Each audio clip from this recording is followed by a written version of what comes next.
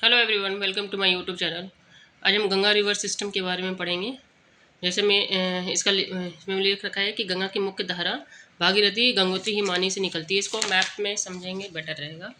ये जैसे कि ये जो गंगा निकल रही है, इसकी जो मुख्य धारा है ये गंगोत्री हिमानी है। इसकी ये यहाँ से ये निकलती हुई इस और बाकी जो नदन हिमालय से और भी नदियाँ इसमें आकर जो इसकी ट्रिब्यूटरी है वो आती है इसमें। जैसे कि हो गया घाघरा, गंडक, कोसी मेनली आती है।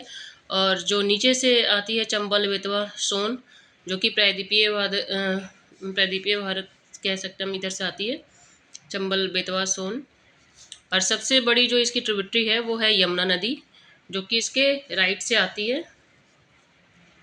ये ऐसे क्वेश्चन भी आता है कि गंगा की सबसे बड़ी ट्रिब्यूटरी कौन सी है, तो यमुना है, जो कि यमुनोत्री हिमालय से निकलती है।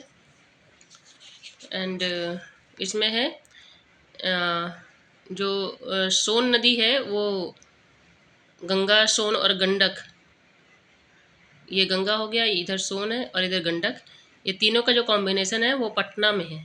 मतलब ये तीनों नदी का संगम पटना में देखने को मिलता है। इसमें और क्या लिखा हुआ है, जैसे अलकनंदा उत्तराखंड के देवप्रयाग में इसे मिलती है। मतलब उत्तराखंड में आकर गंगा से अलकनंदा उत्तराखंड में मिलती है।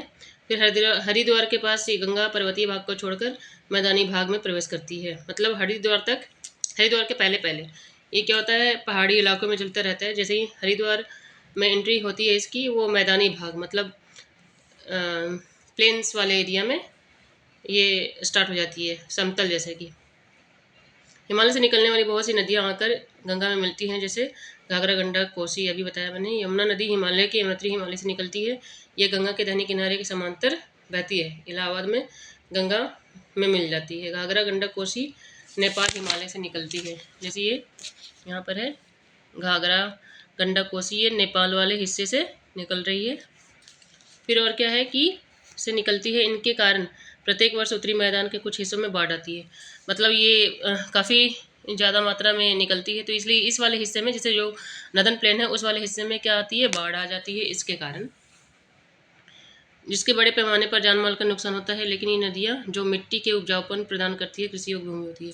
जैसे बोलते भी हैं कि नदन प्लेन में सबसे ज़्यादा उपजाऊ वाला हिस्सा इसलिए होता है क्योंकि ये जो नदियों का डिपॉजिट होता है वो आके कहीं ना कहीं यहाँ पे बहुत ज़्यादा उपजाऊ मिट्टी बनाती है।